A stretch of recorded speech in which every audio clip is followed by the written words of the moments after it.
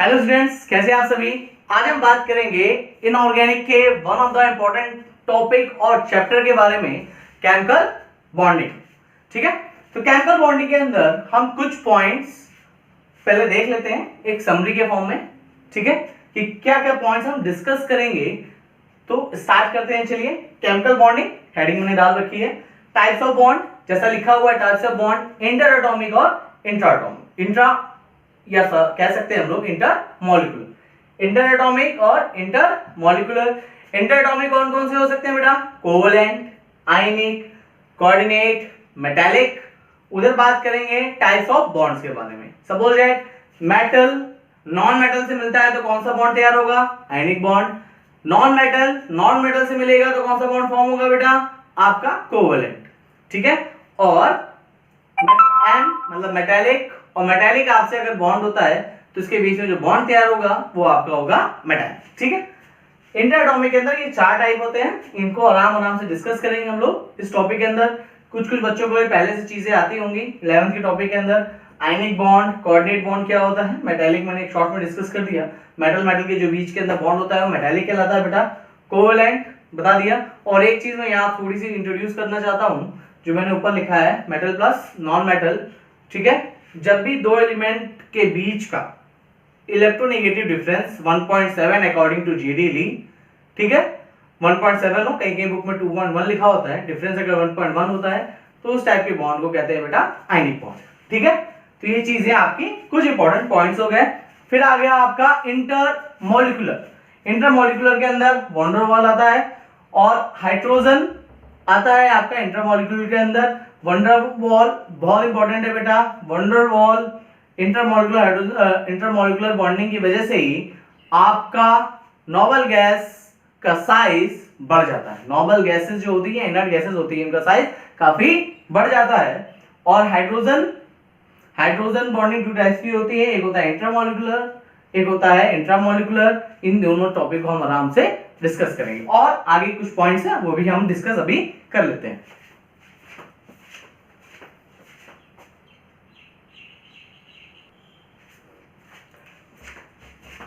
जैसा कि आप यहां देख सकते हैं, आयनिक बॉन्ड और कोवलेंट बॉन्ड। आयनिक बॉन्ड के अंदर हमें इतने क्राइटेरिया के बारे में इंफॉर्मेशन गैदर करनी है, इकट्ठा करनी है, और जब कोवलेंट बॉन्ड पढ़ेंगे तो हमें इतने सारी इंफॉर्मेशन गैदर करनी है। फजान रूल दोनों चीज को बताता है। फजान रूल जब हम पढ़ेंगे उसके बारे में आराम से देखेंगे कि फजान रूल आखिर क्या बताता है। क्या इसने बताया कि कौन सा बॉन्ड आयनिक की टुवर्ड्स ज्यादा जाएगा या कौन सा बॉन्ड कोवलेंट की तरफ ज्यादा जाएगा। बेटा ऐसा कोई बॉन्ड नहीं होता जिसमें कोई आयनिक कैरेक्टर ना हो। 100% कोई बॉन्ड जनरली आयनिक नहीं होता है, और ऐसा कोई बॉन्ड नहीं होता जो कि प्योर कोवलेंट हो। परसेंटेज चेंज होते रहते हैं। जब बहुत ही 1% के अराउंड अगर आयनिक हो जाता है तो वो कहते थे कोवलेंट बॉन्ड है, और जब 1% के अराउंड कोवलेंट कैरेक्टर हो जाते कहते हैं आयनिक है, या इससे भी कम। तो ये सब चीजें आप ध्यान रखिएगा। आयनिक पढ़ेंगे, एटम्स कौन से कंबाइन हो रहे हैं, कितनी एनर्जी चेंज हो रही है। लैटिस एनर्जी क्या होती है बेटा? पैकिंग। जब आयनिक कंपाउंड पढ़ते हैं पैकिंग के बारे में बातचीत करते हैं। जैसे NaCl की पैकिंग आयनिक कंपाउंड है और इसकी पैकिंग होती है, यानी हर एक Na पॉजिटिव एक क्रिस्टल के अंदर एक फिक्स पोजीशन के अंदर रहता है। और स्पेसिफिकली अगर बात करूं तो Cl नेगेटिव 6Cl नेगेटिव से एक Na पॉजिटिव आपका घिरा रहता है। ठीक है, हाइड्रेशन एनर्जी आपको पता होगी कि हाइड्रेशन मतलब वाटर, एनर्जी मतलब एनर्जी, ऊर्जा। तो हाइड्रेशन एनर्जी वो एनर्जी जब हम किसी मॉलिक्यूल को वाटर में डिसॉल्व करते हैं तो देखते हैं क्या एनर्जी इवॉल्व हो रही है या एब्जॉर्ब हो रही है। तो इसके अंदर हाइड्रेशन एनर्जी के अंदर इवोल्यूशन देखते हैं कि वो ज्यादा स्टेबल किसमें है, एक बार ब्रेक होने के बाद, या फिर जैसा पहले बैठा हुआ था यानी अपना लैटिस को फॉर्म किए हुए वो ज्यादा स्टेबल उसमें है, या फिर डिसॉल्व करने के बाद सॉल्युबिलिटी कितना ज्यादा सोल्यूबल है। आइसोमॉर्फिज्म ये मैं आपको आराम से बताऊंगा, और फजान रूल्स ये भी मैं आपको आराम से बताऊंगा। कोवलेंट बॉन्ड टू टाइप्स के होते हैं बेटा, एक होता है पोलर, एक होता है नॉन पोलर। पोलैरिटी आप समझ गए होंगे डायपोल मूवमेंट के बारे में बेटा, वैसे ही होता है डायपोल मूवमेंट। ठीक है, फॉर्मेशन कैसे फॉर्म होता है बेटा, हाइड्रोलिसिस, और सॉल्युबिलिटी कैसे इसकी सॉल्युबिलिटी होते हैं। अब हम कुछ और टॉपिक्स के बारे में बात करेंगे और थ्योरीज के बारे में देखेंगे कि आखिर हमें कौन कौन सी थ्योरीज पढ़नी है इन बॉन्डिंग को समझने के लिए, स्पेशली कोवलेंट बॉन्डिंग को समझने के लिए।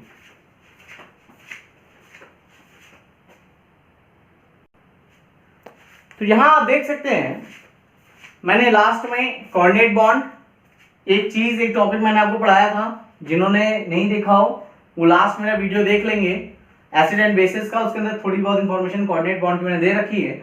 वही डोनर एक्सेप्टर को क्लियर मैंने आपको डिफाइन कर रखा है लुईस एसिड और बेस के बेस पे। थ्योरी ऑफ कोवलेंट बॉन्ड्स, ये सारी थ्योरीज आपको पढ़नी है। इससे पहले एक और थ्योरी है जिसको ऑक्टेट थ्योरी कहते हैं, ऑक्टेट रूल कहते हैं, ठीक है। वो मैंने थ्योरीज में इंक्लूड नहीं किया अभी क्योंकि बहुत बेसिक थ्योरी है, उसको मैं जब पढ़ाऊंगा तो मैं उसको आराम से आपको समझा दूंगा।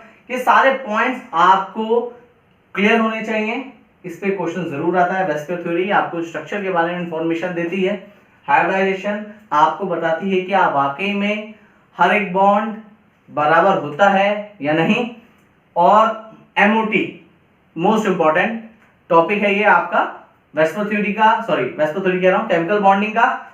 एमओटी से ही आप बता पाते हैं कि वाकई में दो एलिमेंट के बीच में बॉन्ड एग्जिस्ट कर रहा है या नहीं, ठीक है। इन वीडियो में आपने इंपॉर्टेंट टॉपिक्स के बारे में थोड़ा बहुत जान लिया। अब हम आगे पढ़ते हैं आखिर बॉन्ड फॉर्म क्यों होता है। सोचिए आखिर कोई बॉन्ड फॉर्म क्यों होता है।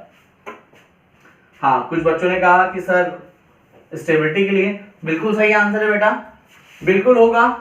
और यही रीजन होता भी है कि हर एक एलिमेंट चाहता है कि अपना बॉन्ड फॉर्म करे, अगर उसका इलेक्ट्रॉन पूरा नहीं है तो, ठीक है, वैलेंस शेल में उसके इलेक्ट्रॉन पूरे नहीं है तो हर एक एलिमेंट चाहता है कि अब एक बॉन्ड फॉर्म करे भाई, लेनदार देनदार आपस में सहयोग बिठाएं और दोनों की सहमति से एक बॉन्ड फॉर्म हो, ठीक है। लेकिन एक गॉड गिफ्टेड भी पर्सनालिटी होती है किसी एक के पास, जो कि है किसके पास, पूरी पीरियोडिक टेबल में अगर हम बात करेंगे इनर्ट गैस कॉन्फिगरेशन जिनके पास होता है वो होती है इनर्ट गैसेस, गॉड गिफ्टेड है। कोई मतलब ही नहीं दुनियादारी से, ना मैं बनाऊंगा ना मैं दूंगा ना मैं लूंगा। लेकिन उसमें भी एक दो ऐसे एक्सेप्शनल केस है बेटा जो हाई टेम्परेचर पे जाके कुछ one of the most electronegative elements oxygen और फ्लोरीन के साथ बॉन्ड फॉर्म कर लेते हैं, जैसे जिनॉन होता है। तो हम उन चीजों को डिस्कस करेंगे। पहले हम वापस अपने टॉपिक पे आते हैं। क्या टॉपिक है हमारा कि आखिर कोई बॉन्ड फॉर्म होता क्यों है। तो किसी बच्चे ने आंसर दिया कि सर स्टेबिलिटी के लिए, बिल्कुल सही आंसर है बेटा, स्टेबिलिटी के लिए। तो जनरली होता क्या है, मैं बात करता हूं, एक मॉर्स डायग्राम था,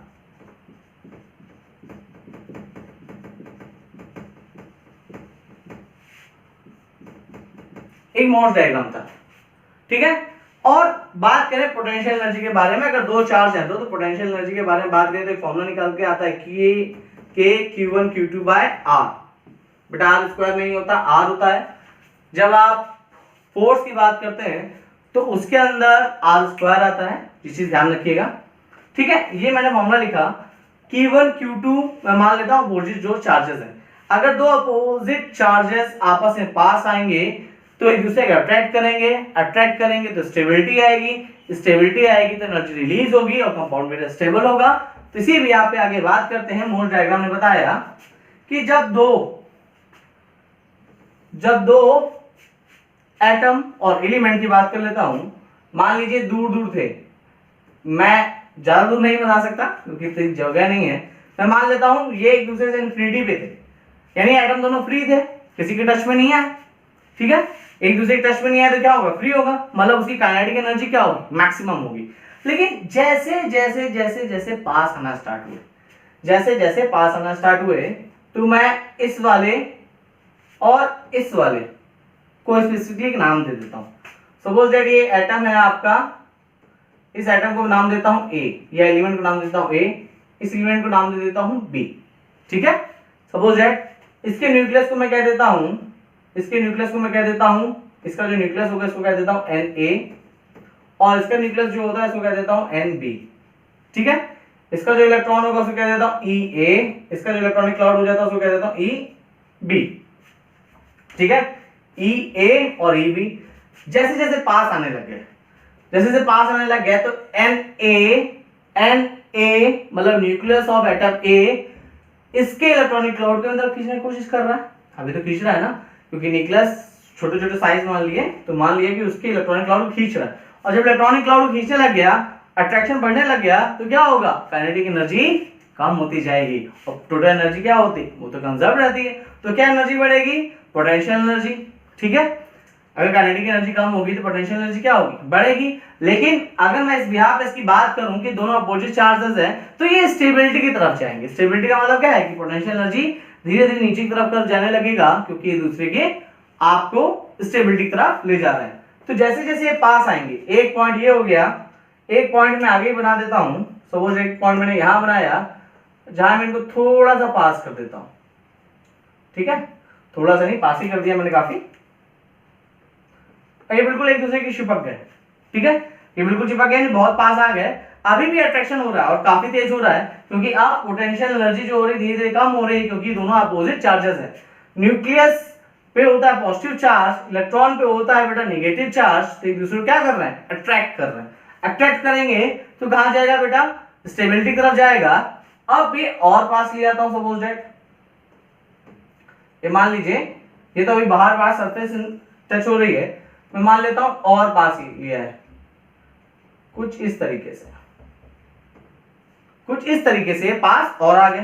ठीक है, अब क्या होगा, एक मैक्सिमम इंटैक्ट है, ये एक तरीके का मैक्सिमम इंटैक्ट है कि बस इतने ही पास आ सकते हैं। इससे ज्यादा क्या होगा कि अब अगर ये पास आया, अब अगर पास आया तो न्यूक्लियस में बहुत पास आ जाएगा, यानी Na का न्यूक्लियस Nb के न्यूक्लियस के बहुत क्लोज आ जाएगा। फिर आपको क्या होगा, रिपल्शन स्टार्ट हो जाएगा। फिर आपका रिपल्शन स्टार्ट हो जाएगा। ठीक है, फिर आपका रिपल्शन स्टार्ट हो जाएगा। अच्छा, इसको मैं और छोटे से टॉपिक से डिस्कस करता हूं। सर्दियों में लोग क्या करते हैं, आग के पास बैठते हैं। ठीक है, मैं सिंपल सी बात कर रहा हूं, इससे बहुत दूर एग्जांपल ले लिया। आग के पास बैठते हैं तो एक मिनिमम डिस्टेंस बना के रखते हो ना। पहले तो बहुत दूर थे, ठंडी लग रही थी, थोड़ा पास आए, गर्म हीट हुई आसपास आग की, और पास आए, हाँ भाई इतना हम सह सकते हैं। क्या बिल्कुल ही क्लोज हो जाते हो? अगर बहुत ज्यादा आपने अमाउंट में लकड़ी जला रखी है, आपने हीट प्रोवाइड करने के लिए आप लोगों को, आप बिल्कुल तो पास नहीं जा सकते क्योंकि आप ज्यादा पास जाओगे तो आपको जलने लग जाएगा, आप जलने लग जाओगे। तो आप उसे थोड़ा डिस्टेंस बना के रखते हो।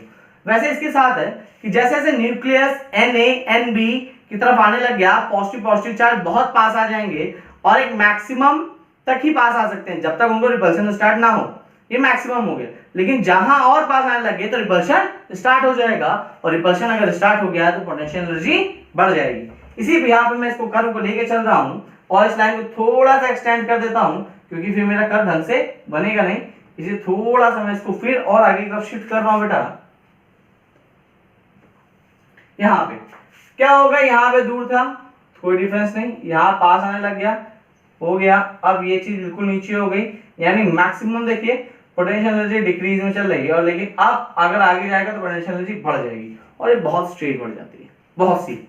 ठीक है, बहुत सीधी बढ़ जाती है। तो इस कर्व को मैं थोड़ा सा और अच्छा बनाने की कोशिश करता हूँ क्योंकि मुझे कर्व प्रॉपर वे में बनाना चाहिए। तो इस कर्व को मैं और अच्छे से बनाना कोशिश करता हूँ। मैं इसी पॉइंट को थोड़ा सा इधर खींच देता हूँ। ठीक है, इसी पॉइंट को थोड़ा सा मैं इधर ही बना देता हूँ, ये हो गया। ठीक है,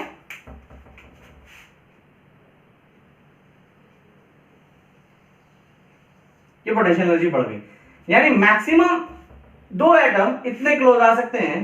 तो यहां पे आपकी पोटेंशियल एनर्जी क्या होगी, मिनिमम। ये आपकी मिनिमम पोटेंशियल एनर्जी है, यानी दो एलिमेंट आपस में इतने पास आ सकते हैं कि बस उनके न्यूक्लियस और न्यूक्लियस के बीच में रिपल्सन ना स्टार्ट हो जाए और इलेक्ट्रॉन के बीच में रिपल्सन ना स्टार्ट हो जाए। फॉर एग्जांपल बात करूं, अगर मैं यहां एक लिख भी देता हूं Na, ठीक है, अगर EB के साथ पास में आ रहा है, ठीक है, और NB EA के पास में आ रहा है, तो ये टाइप का अट्रैक्शन हुआ।